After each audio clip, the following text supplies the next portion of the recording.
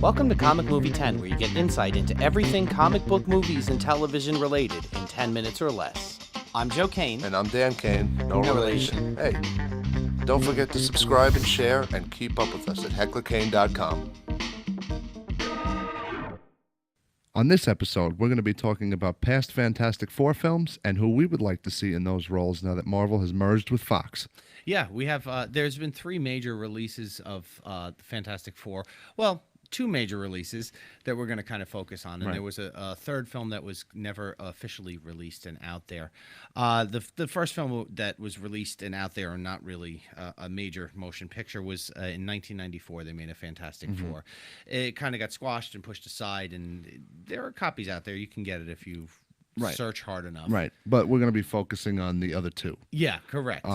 We had castings that were already done in those other 2. 2005, they released the Fantastic Four. Mm-hmm.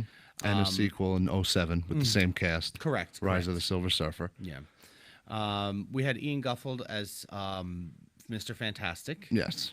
And I think he did a good job. He kind of played a part which was a sophisticated goofball, which is kind of what Mr. Fantastic is. Yeah, very true. There was nothing wrong with the job he did playing it. Yeah.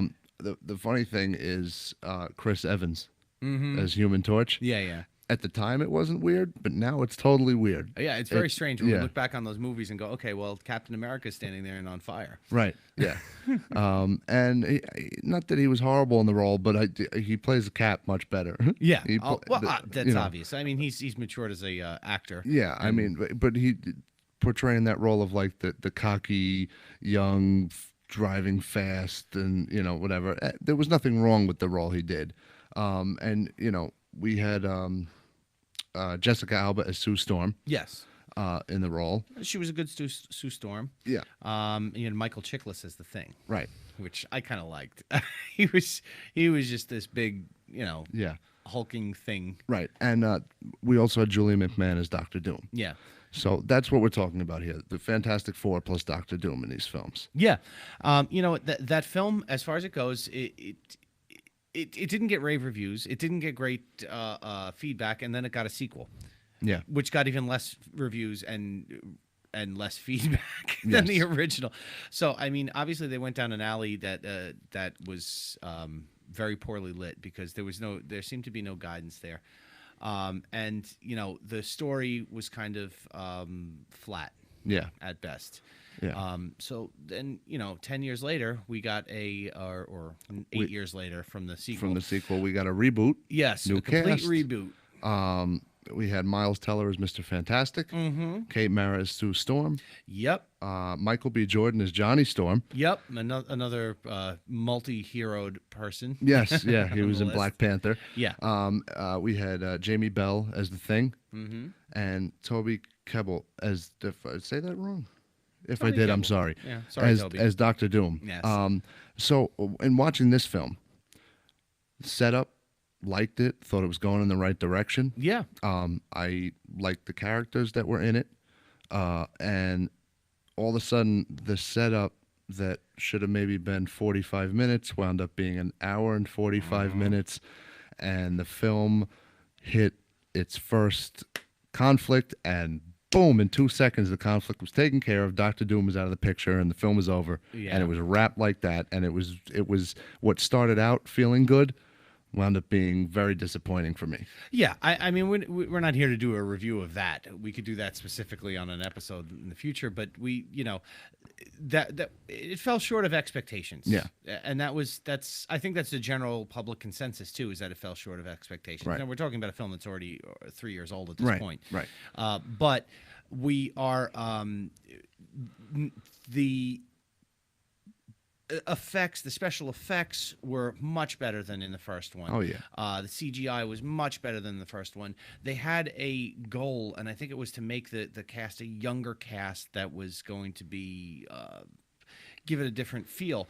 But, I personally, looking at Reed Richards, Right. I don't think Mr. Fantastic should be a young guy. We'd like to pick who we think would be a good cast to when inevitably Marvel recasts and reboots this series of Fantastic Four, and Yeah. we keep our fingers crossed, does a really good job with it. Yes, hopefully. So you had actually come up with the guy that we have for Mr. Fantastic.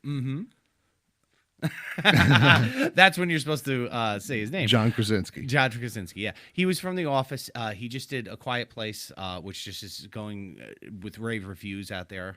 And it's, he wrote and directed and starred in that also, which was great with his wife, Emily Blunt.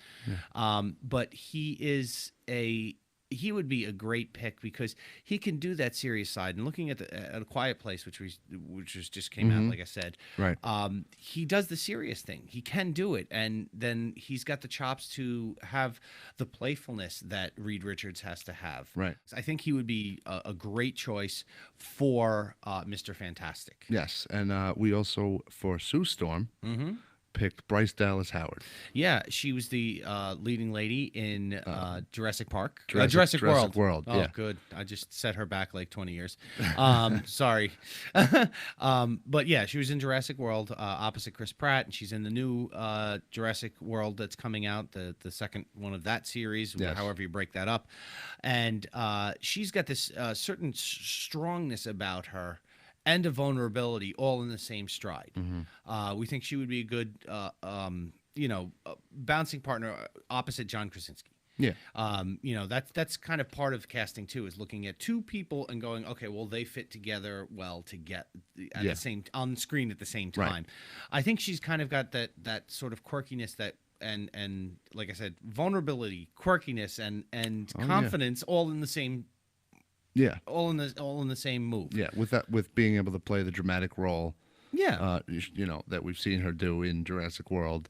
Yeah. Yeah, I think that would be a good fit, the two of them together. Yeah. She'd have to dye her red hair, but That's fine. That's all right. We've dubbed it okay. I don't know why it's up to us. Yeah. But we went with Zac Efron for Johnny Storm. All right, listen. This you can blame me on this one, and you guys out there can blame me on this one. There's something about Zac Efron, and he's done a lot of comedies and he's done a lot of goofy things, but there's something about him that I feel like would be good because Johnny Storm is supposed to have that kind of goofy edge. He's supposed to be the wild child out there in the as far as the four of the Fantastic Four.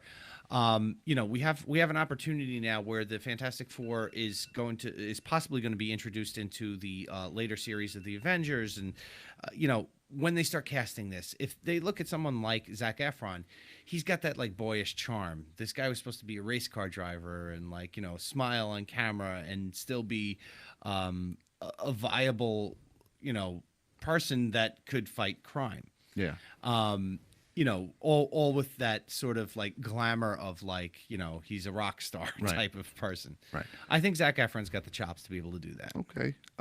I particularly like Liev Schreiber for The Thing. He's played that kind of role before. Mean, big guy. He's played meaner. Actually, sure. than Absolutely. Thing. Absolutely. So it's not so much mean or bad guy, but he's played the big, strong guy and who can come off as scary. And I particularly like this pick for The Thing. Yeah, he's also got that kind of menacing voice when he's got a low timbre to his voice, and he can really use that as the Thing. I mean, I don't picture Thing coming out there and being, "Hey, how are you?" It's like you want somebody who's got a menacing voice because that's going to be a big part of that particular part is that they have to be a voice driven actor, because not Kermit the Thing. No, not Kermit the Thing. All right. Our final look was for Dr. Doom, and now this was your choice. Yeah, I kind of thought of it as John Hamm could play an excellent Dr. Doom. He's got, if you watched him on Mad Men, he's got that serious role, but he could speak eloquently, intelligently, like Victor Von Doom. But he can also, I think, play. I think he has the ability to play somebody that goes bad, somebody that has that dark side to them. He can play the spectrum of being this highly intelligent and very forceful man to being this completely deranged and forceful man. Right. Yep. Absolutely. And I think he has the look. I think he has the ability to really play that role very well. Do you think we hit it on the head, or do you have your own choices? Please put it on the comments down below. Do you think we hit it on the head, or do you want to now hit us on the head? There's that. Comic Movie 10. We love bringing you these episodes, and we need your help to keep them coming. Please don't forget to share and subscribe, and keep up with us at hecklacane.com.